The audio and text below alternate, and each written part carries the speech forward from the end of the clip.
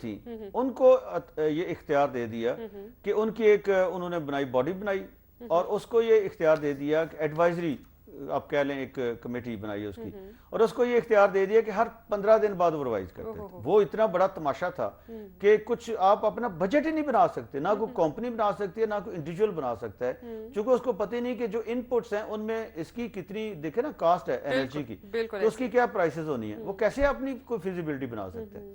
اس کے بعد کیا ہوا, بڑی انہوں نے مہربانی کی, بڑا شور مچا, تو اوگرا کو انہوں نے اختیار دے دیا جی کہ تو آپ لوگ جو ہے وہ اس کو ریوائز کیا کرو. اب 1 مہینے بعد اوگرا ریوائز کرتی ہے.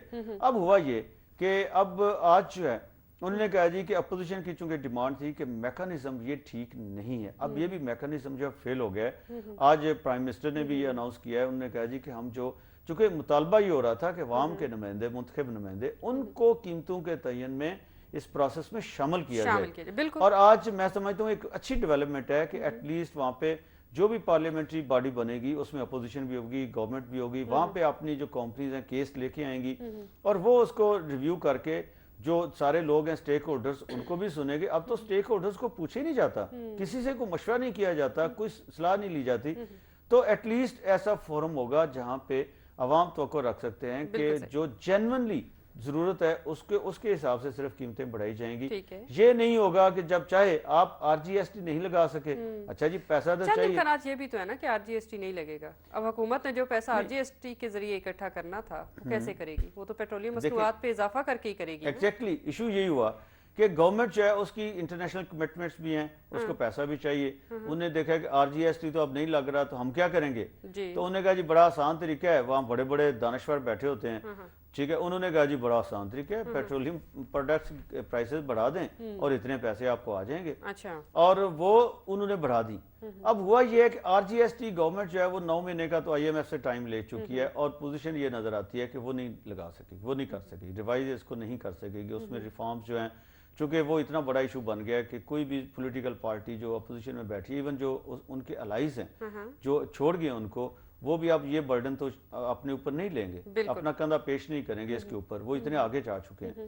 تو گورنمنٹ کو وہاں پہ میجورٹی ملنے کا بہت کم چانس ہے. اب انہوں نے یہ قیمتیں بڑھائیں, یہ بھی واپس لینی پڑی. اب گورنمنٹ جو ہے وہ کہہ لیں ان اے وے آپ کہہ لیں کہ پنجابی میں انگریزی میں کہتے ہیں لمبو, تو وہ ایک کیفیت ایسی میں چلی گئی ہے جہاں پہ اس کے لیے بہت مشکل سی صورتحال مجھے نظر آ رہی ہے. چونکہ اس کے نتیجے میں دیکھیں یہ اب پیسہ کہاں, ایک بڑا ایشو یہ ہے کہ وہ مزید نوٹ چھاپے جائیں گے, یہی ہوگا, قرضہ بھی آپ کو نہیں ملے گا نا. دیکھیں اس کی بھی ایک لیمٹ ہوتی ہے. جو انفلیشن ہے گورنمنٹ کہتی ہے ہم نے کنٹرول کر لیا, ہم اس کو جو ہے وہ نیچے لے آئے ہیں, بجٹ ڈیفیسٹ کو نیچے لے آئے ہیں. تو اب جو ہے وہ کیا ہوگا, اب اگلا طریقہ ایک یہ ہے. اب اس کے بعد 2 ہی طریقے ہیں نا, بورنگ ہے, ٹیکسیشن نہیں ہوتی, پیٹرولیم پرائسز یا اس طرح کے طریقے وہ نہیں گورنمنٹ کو ملتے. تو اگلا طریقہ یہ ہے کہ بورنگ کریں, بورنگ بھی نہیں کر سکتے, بورنگ بھی نہیں کر سکتے. وہ ہمیں ان کو ہمارے مشورے کی ضرورت نہیں ہے, وہ تو آلریڈی یہ سوچیں کہ اگلا اب ہم نے کیا کرنا ہے, سٹرائک کدھر سے کرنا ہے. تو وہ ایشو یہ ہے کہ اب اس کے بعد نوٹ چھاپیں گے یا کیا کریں گے. جو مطالبات ہیں اپوزیشن کے, دیکھیں مسئلہ کیا ہے, آپ اخراجات کو کنٹرول کریں, وہ کرتے نہیں ہیں. کیبنٹ کے سائز کو چھوٹا کریں, وہ کرتے نہیں ہیں. جو نان ڈیولپمنٹل جو ایکسپینڈیچرز ہیں ان کو کیوں کم نہیں کیا جا سکتا, جو اللہ تللے ہیں ان کو کیوں نہیں کنٹرول کیا جا سکتا. ایشو یہ ہے کہ کیوں نہیں کنٹرول کرتے, کرپشن کریں, مہنگائی, جتنے بھی ایسی راستے ہیں جہاں سے پیسہ ضائع ہوتا ہے یا پیسے کی آپ کہہ لیں وہ چوری ہوتا ہے, صحیح جگہ پہ خرچ نہیں ہوتا. اگر گورنمنٹ اپنے ان سارے جو آپ کہہ لیں جو اس کے فلاز ہیں ان کو کنٹرول کر لیتی ہے تو اس کو ضرورت ہی نہیں ہے. پھر دوسرا ایک ایشو یہ ہے کہ اگر ٹیکس لگانا بھی ہے تو بڑی اچھی بات ہے. جو ہیوز ہیں, جاگیردار بھی اس میں آتے ہیں, اس میں سرمایہ دار بھی ہیں, اس میں آپ کا سروس سیکٹر بھی ہے, اس کے کئی شعبے ایسے ہیں جن میں لگنا چاہیے. تو ٹیکسیشن نیٹ کو اگر آپ ایکسپینڈ کرتے ہیں اور ڈائریکٹ ٹیکس کی جو ریشو ہے اس کو بڑھاتے ہیں, اور تو پھر اس کے بعد آپ کے لیے بڑے اچھے چانسز ہیں, ایگزسٹنگ سسٹم میں بھی بڑے اچھے چانسز ہیں.